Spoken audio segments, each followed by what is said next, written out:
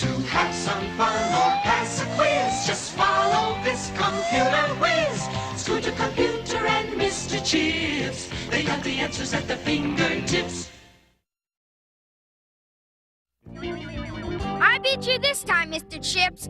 You're really good at these video games, but I can beat you sometimes. Of course, Scooter, because I'm no smarter than the person who programs me. After all, I'm only hardware, just like nuts and bolts. Oh, yeah? You're the smartest bag of nuts and bolts I've ever seen. Listen, Scooter, some people assume that simply because a computer can gobble up all kinds of numbers and facts and figures and whatever data you happen to feed it, some people assume because a computer knows how to remember instructions and data whatever it's told and deliver it back whenever you need it, as quick as a wink. Some people assume a computer can think. You mean you're not really so smart, Mr. Chips? Right, Scooter. I'm not equipped to be smart. I'm not equipped to think. I'm equipped to use software and process information, not to understand it. What software? The instructions you decide to give me. And how do you use software? I use software with my hardware.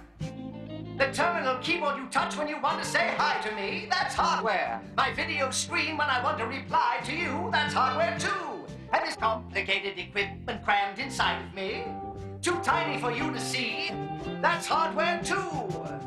Nothing but diodes, capacitors, and resistors, interconnections, and transistors jammed together like canned sardines. Thousands of teeny tiny machines printed on microscopic strips called chips.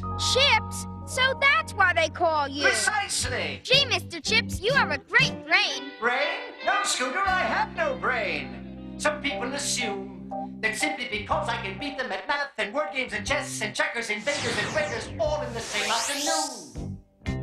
Some people assume because I can shoot a whole rocket and chart it and clock it, control it, command it and steer it and land it precisely there on the moon. It's hard to explain. But some people assume I have a brain. Okay, but if you don't have a brain, how can you do so many different things? Because of the different kinds of software people can feed me. Scientists or secretaries, astronauts or accountants, managers or musicians. As long as it's put in a language I can understand, I can store the directions in my chips. I assure you I haven't a brain and I haven't a heart. And my chips would feel no pain if you took me apart. And I'll never know good from bad, or black from white. And I'll never know happy from sad, or wrong from right.